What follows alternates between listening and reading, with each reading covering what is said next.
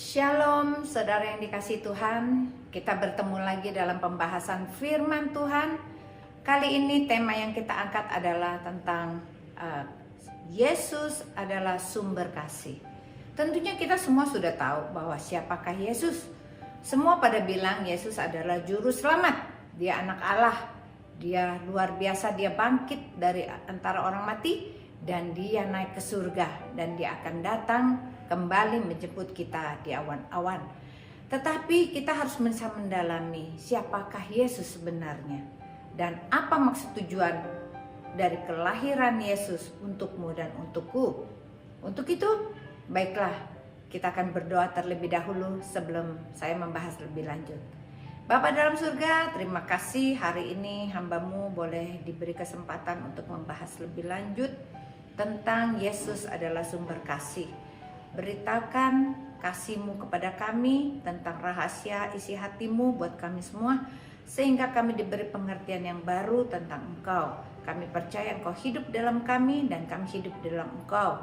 Berkati hamba-Mu yang menyampaikan. Dalam nama Yesus kita semua yang diberkati, kita semua katakan amin. Haleluya, puji Tuhan. Ada hal yang menarik bahwa kadang-kadang kita bilang kita percaya Yesus. Pertanyaannya adalah, Yesus ada di mana? Engkau sudah dibaptis, engkau sudah terima Yesus, tetapi hidupmu terasa hampa. Hidupmu kayaknya kosong. Kok kayaknya Tuhan jauh banget ya? Yesus ada di sorga, aku ada di bumi. Kenyataannya, mungkin kita berpikir salah. Karena seharusnya tidak demikian. Yesus lahir untuk kita, mati juga bangkit untuk kita. Begini, pada saat engkau menerima Yesus sebagai Tuhan dan Juru Selamat, seharusnya Yesus sudah masuk ke dalam hatimu dan bertahta di atas hatimu ini. Dan Tuhan Yesus berkata, aku mengetuk pintu. Barang siapa yang membukakan pintu, aku akan datang dan masuk duduk, makan bersama dengan dia dan dia bersama dengan aku. Coba dicek, apakah selama ini kita makan bersama dengan Yesus? Makan pagi, makan siang, makan malam. Adakah pembicaraanmu dengan Tuhan Yesus setiap hari sampai engkau merasa dia benar-benar hidup ada di dalammu? Kalau sampai belum, berarti masih ada yang salah. Karena seumpama engkau sudah jadi Kristen, tetapi engkau tidak punya relationship dengan Yesus, berarti kita bisa termasuk dalam Kristen KTP. Karena KTP-nya Kristen tapi tidak mengenal Tuhan Yesus. Ada lagi jenis yang satu lagi, yaitu Kristen yang terombang-ambing, yang hatinya tidak benar-benar paham, tidak mengasihi Tuhan 100%. Siapakah mereka? Mereka adalah orang-orang Kristen yang gampang murtad. Sehingga nanti kalau ada penistaan, kalau ada tekanan, ada penganiayaan, dia akan menyerahkan Yesus untuk ditukar sesuatu yang lain. Seperti Yudas menukar Tuhan Yesus. Itu Kristen yang kedua. Kristen yang ketiga adalah Kristen yang hangat-hangat, suam-suam kuku. Nanti dia hangat sekali, nanti dia dingin sekali. Siapakah mereka?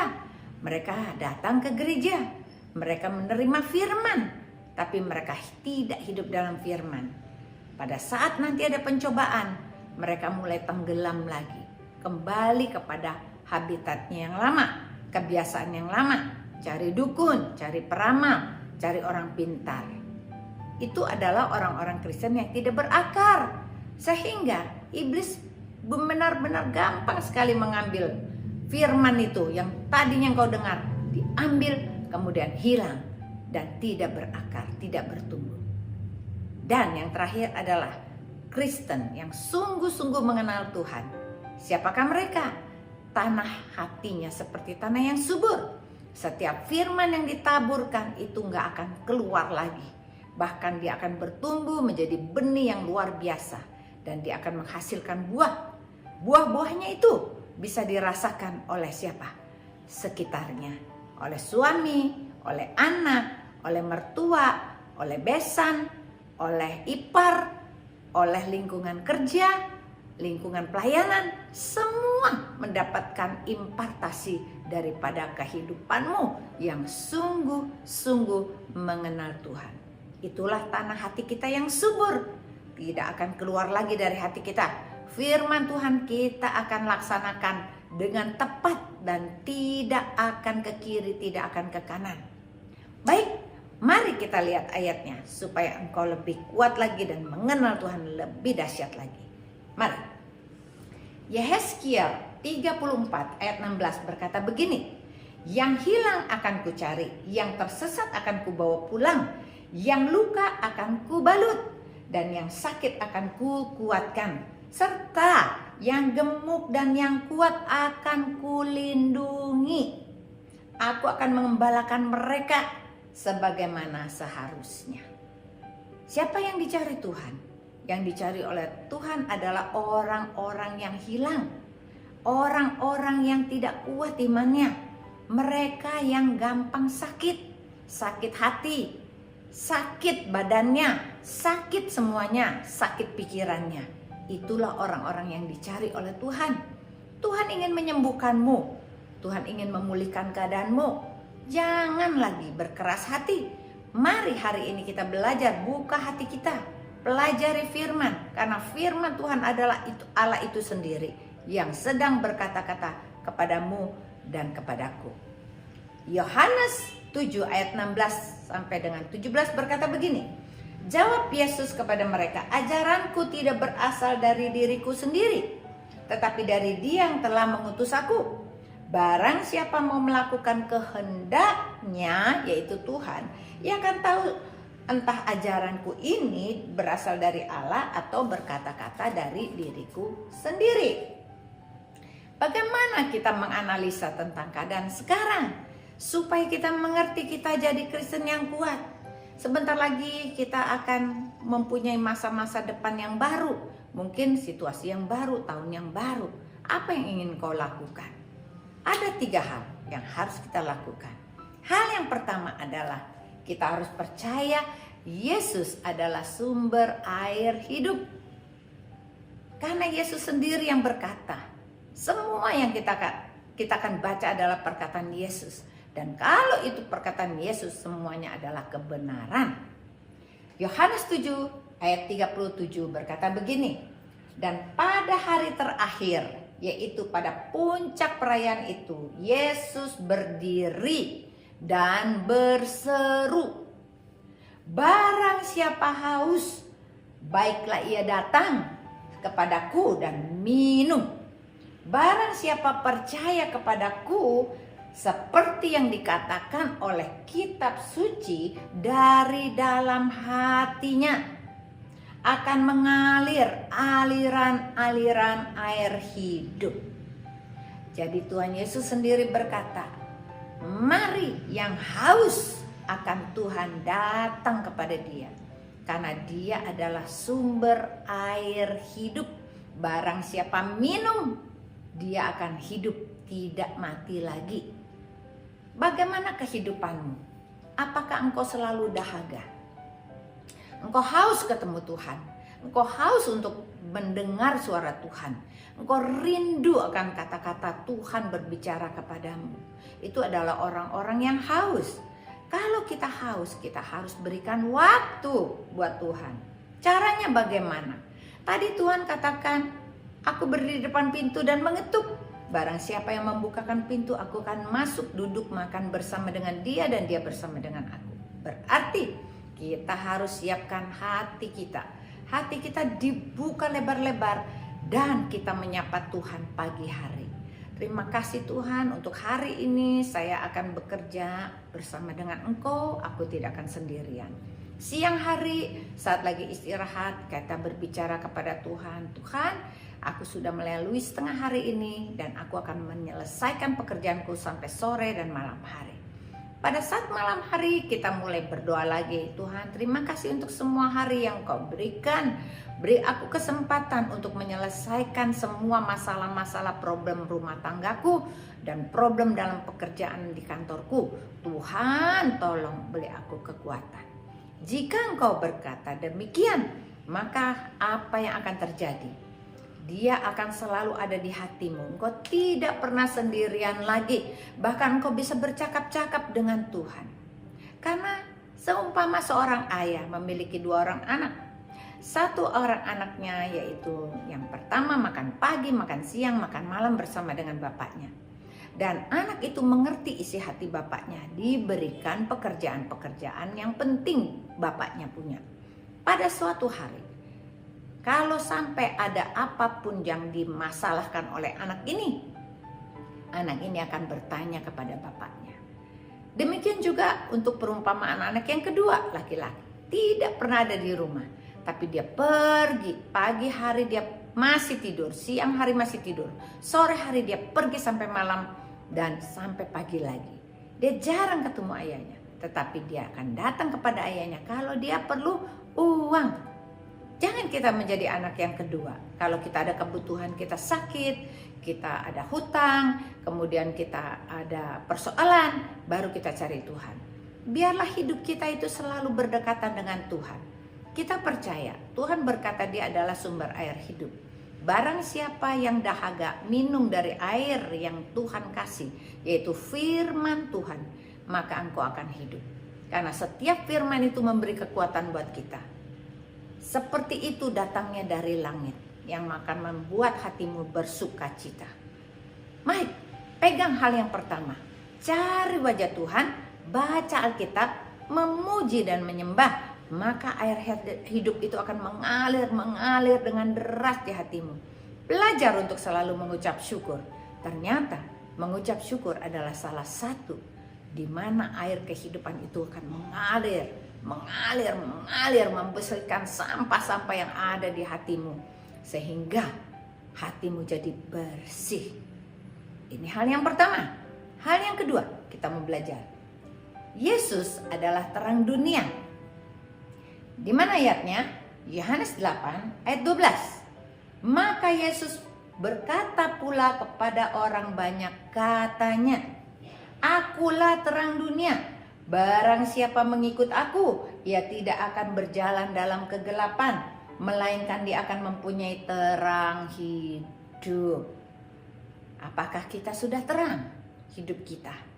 Karena hidup kita harus selalu terang, seperti kitab yang terbuka, tidak ada rahasia. Karena terang dunia berarti engkau harus bercahaya di sekitar keluargamu. Jangan kau bermurung hati, karena orang yang bercahaya pikirannya selalu positif. Orang yang punya terang di dalamnya itu selalu berkata-katanya yang manis. Orang yang punya terang memberikan impartasi kepada lingkungannya, membuat lingkungannya menjadi hidup. Sehingga engkau dikasihi oleh keluargamu, suami, anak-anak, cucu-cucu, mertua, juga besan, ipar-ipar, semua akan sayang kepadamu karena engkau menjadi terang dunia. Hanya dengan memiliki Yesus engkau akan menjadi terang dunia. Kita lihat lagi ayatnya. Yohanes 8 ayat 23 dan 24 berkata begini. Lalu ia berkata kepada mereka, kamu berasal dari bawah, aku berasal dari atas. Kamu dari dunia ini, aku bukan dari dunia ini. Karena itu tadi aku berkata kepadamu bahwa kamu akan mati dalam dosamu. Sebab jikalau kamu tidak percaya bahwa akulah Dia, kamu akan mati dalam dosamu. Betapa sedihnya Tuhan Yesus berkata, kalau kita tidak percaya Yesus, tidak hidup bersama dengan Dia, kita akan mati. Jikalau kita mati, apa yang disebut mati? Mati rohani. Rohanimu tidak bertumbuh. Padahal engkau sudah 5 tahun dibaptis, engkau sudah 10 tahun, 15, 20 tahun, tapi engkau statis. Bahkan kadang-kadang engkau turun. Lalu engkau berkata, aduh imanku ini lagi naik atau imanku lagi turun. Itu tidak boleh. Karena orang yang percaya kepada Yesus, imannya harus selalu naik. Semakin meningkat, semakin hari semakin percaya. Semakin dalam, semakin mengasihi. Ini yang Tuhan mau, supaya kita jangan mati. Mati yang Tuhan kasih tahu adalah mati rohanimu. Jangan sampai engkau badannya hidup, rohanimu mati. Karena di dalam kita ada dua jenis manusia, yaitu manusia jasmani, yaitu engkau makan, tidur seperti tubuh ini. Tetapi manusia rohani harus dikasih makan. Karena apa? Banyak orang yang jasmaninya sehat, tetapi rohaninya sakit-sakitan. Rohaninya lemah, rohaninya sangat rapuh. Bagaimana caranya supaya rohaninya menjadi kuat? Rohaninya harus dibangunkan, harus jadi terang, harus ada api, sehingga ada semangat lagi. Karena Tuhan berkata, akulah terang dunia, akulah terang hidup. Barang siapa percaya kepadaku, dia tidak akan mati, tetapi dia akan selamat. Saudara yang dikasihi Tuhan, pilihan ada di tangan kita. Tuhan Yesus tidak pernah bertele-tele, dia janji pasti ditepati.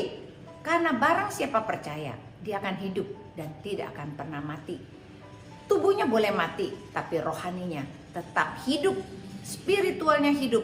Pada saat kedatangan Tuhan Yesus yang kedua kali, tubuhmu yang sudah mati akan dibangkitkan menjadi tubuh yang baru, yang akan naik ke surga bersama-sama dengan Bapa. Adalah tubuh rohanimu, bukan tubuh jasmanimu. Ini hal yang kedua yang harus kita percaya, bahwa Yesus adalah terang dunia. Hal yang pertama, dia adalah air hidup, di mana engkau harus haus mencari dia, membaca Alkitab, memuji, menyembah. Dan yang kedua, menjadi terang hidup adalah engkau memancarkan terang dalam dirimu, sehingga engkau bersaksi kepada kiri dan kananmu. Mereka yang tadinya tidak percaya kepada Yesus, mereka mulai percaya. Engkau menjadi terang buat orang-orang lain yang masih gelap hatinya. Ini camkan yang kedua. Dan yang ketiga, yaitu Yesus memerdekakan. Kenapa Yesus harus memerdekakan kita? Karena ternyata dalam kehidupan kita selalu bisa diikat dalam belenggu dosa. Siapakah dosa itu? Dan bagaimanakah dosa itu mengikat? Ternyata kutuk-kutuk keturunan. 7 turunan itu mengikat kita. Jangan-jangan ada kutuk-kutuk nenek moyang yang masih mengikat engkau. Ingat, Yesus datang untuk memerdekakan engkau. Engkau akan menjadi orang yang merdeka, tidak lagi terikat. Siapakah yang terikat? Mereka terikat narkoba, mereka terikat ada sosial media, mereka terikat dalam hal-hal duniawi, mereka terikat dalam aktivitas yang tidak baik. Semua adalah ikatan-ikatan yang harus dipatahkan, yang harus dihancurkan di dalam nama Yesus. Karena Yesus datang untuk memerdekakan engkau dan aku. Mari kita lihat ayatnya. Yohanes 8 ayat 34 dan 35 berkata begini. Kata Yesus kepada mereka, aku berkata kepadamu, sesungguhnya setiap orang yang berbuat dosa adalah hamba dosa. Dan hamba tidak tetap tinggal dalam rumah, tetapi anak tetap tinggal dalam rumah. Jadi apabila anak itu memerdekakan kamu pun benar-benar merdeka. Tuhan Yesus berkata begini, dia adalah anak Allah. Dia mempunyai otoritas untuk memerdekakan engkau dari dosa. Barang siapa orang yang bersalah, itu pasti orang yang berdosa, dan upah dosa adalah maut. Cuma satu yang bisa membuat kita bebas daripada dosa, yaitu pengampunan daripada Tuhan Yesus. Oleh karena itu sering-seringlah berdoa dan minta ampun atas kesalahanmu. Dan jangan mengulang lagi semua kejahatan-kejahatan yang kau lakukan. Apa saja. Mungkin kau suka berbohong. Berbohong kecil, berbohong besar, bohong putih, bohong hitam, itu semua sama. Karena Tuhan berkata begini, kalau iya katakan iya, kalau tidak katakan tidak. Karena yang selain daripada itu berasal dari si iblis. Mari kita baca ayatnya. Yohanes 8 ayat 42 dan 43 berkata begini. Kata Yesus kepada mereka, jikalau Allah adalah Bapamu, kamu akan mengasihi aku, sebab aku keluar dan datang dari Allah. Dan aku datang bukan atas kehendakku sendiri, melainkan dialah yang mengutus aku. Apakah sebabnya kamu tidak bisa mengerti bahasaku? sebab kamu tidak dapat menangkap firman-Ku. Iblislah yang menjadi bapamu dan kamu ingin melakukan keinginan-keinginan bapamu. Ia adalah seorang pembunuh manusia sejak semula dan tidak hidup dalam kebenaran. Sebab di dalam dia tidak ada kebenaran. Apabila ia berkata dusta, ia berkata atas kehendaknya sendiri. Sebab ia adalah pendusta dan bapa segala pendusta. Saudara yang dikasihi Tuhan, kita seringkali gampang sekali untuk berdusta. Kita pikir dusta kecil nggak apa-apa, dusta putih nggak apa-apa, demi kebaikan. Tapi Tuhan berkata, jikalau kita berdusta, bapa kita adalah iblis, yang adalah bapa pendusta sejak dari semula. Hawa jatuh ke dalam dosa karena dibohongin oleh iblis ini. Tuhan berkata kita harus jaga hati, jaga lidah kita, jaga pikiran kita, jaga telinga kita. Semua harus benar. Jangan menggampangkan dosa. Bahwa dosa saya bisa lakukan hari ini, saya minta ampun, dan itu akan terjadi. Walaupun merah seperti kirmis, akan menjadi putih seperti salju. Jangan mencobai Tuhan. Tuhan Yesus katakan, untuk menjadi benar, engkau harus memiliki roh kebenaran yang harus ada di dalam hatimu. Tanpa roh kebenaran, kau tidak akan bisa jadi benar. Tanpa roh kebenaran yang menuntun hidupmu, engkau tidak bisa melakukan perbuatan-perbuatan yang baik, yang berkenan kepada Allah. Kita perlu Tuhan, karena Yesus sudah datang. Dia adalah sumber kehidupanmu dan kehidupanku. Pakai terus, pakai jubah kebenaran itu. Hidup dalam kebenaran, hidup dalam kekudusan, hidup dalam ketulusan. Sehingga engkau akan berbahagia. Karena segala sesuatu yang kau lakukan buat Tuhan, Tuhan akan memberikan reward kepadamu. Apa yang kita akan dapatkan? Tuhan bilang, satu, engkau akan selamat. Kedua, engkau akan dibangkitkan dari antara orang mati. Ketiga, engkau akan menikmati namanya langit yang baru dan bumi yang baru. Keempat, engkau akan selalu bersukacita bersama-sama dengan Tuhan Yesus. Karena Tuhan Yesus menjadi lampunya dan kita tidak akan merasa susah lagi. Sakit penyakit tidak akan ada. Karena kerajaan surga diberikan buat anak-anak Tuhan yang hatinya sungguh-sungguh mengenal Tuhan. Dia menjadikan Tuhan Yesus menjadi sumber air hidup. Dia menjadikan Tuhan adalah terang daripada hati dan pikirannya dalam langkah-langkahnya. Dia menjadikan Tuhan untuk selalu memerdekakan, memutus tali belenggu, kutuk-kutuk keturunan, dukun-dukun apapun dari nenek moyang. Kita bisa patahkan dalam nama Yesus. Kita berserah penuh. Kita semua minta, Tuhan, pulihkan hidupku. Maka aku akan pulih dan aku akan hidup benar di hadapanmu. Carilah Tuhan, maka engkau akan hidup. Carilah Dia. Pada saat kita mencari, Tuhan berkata, aku akan menemukan Dia. Dia akan bertemu muka dengan aku. Aku akan berkata-kata kepada Dia. Sama seperti yang tadi Tuhan Yesus katakan. Tuhan Yesus bersedia untuk makan pagi, makan siang, makan malam bersama dengan engkau. Bukankah itu sebuah offer yang luar biasa? Jangan lewatkan kesempatan ini. Ini adalah undangan yang VVIP, yang luar biasa, yang kita harus ambil, yang kita harus tangkap dan kita hidupi. Sehingga engkau dan aku, kita semua, kita akan diangkat bersama-sama dengan Dia. Hidupmu diubahkan, engkau menjadi terang buat keluargamu, pekerjaanmu, bagi lingkunganmu, bagi gerejamu. Engkau menjadi orang yang sangat-sangat diberkati, penuh dengan sukacita. Hatimu penuh dengan damai sejahtera. Mari saya tutup dalam doa. Bapa, terima kasih untuk firman-Mu. Biarlah melalui firman-Mu kami digerakkan, kami dibangkitkan. Kami ingin mencari Engkau menjadi sumber air hidup kami. Kami ingin mencari Engkau menjadi terang dalam hati kami. Terang hidup yang membawa kebahagiaan buat orang lain. Dan biarlah kami percaya pada saat kami menyerahkan hidup kami ke dalam tangan-Mu, Engkau sudah memerdekakan kami dari segala ikatan dosa, dari ikatan iblis. Kami tidak akan berdusta lagi, kami tidak akan berbohong lagi. Biarlah hidup kami dipulihkan, kami hidup dalam kebenaran, karena roh kebenaran itu sudah ada di hati kami. Terima kasih Bapa, terima kasih Tuhan Yesus, terima kasih Roh Kudus. Dalam nama Tuhan Yesus kami sudah berdoa dan mengucap syukur. Haleluya. Amin. Tuhan Yesus memberkati.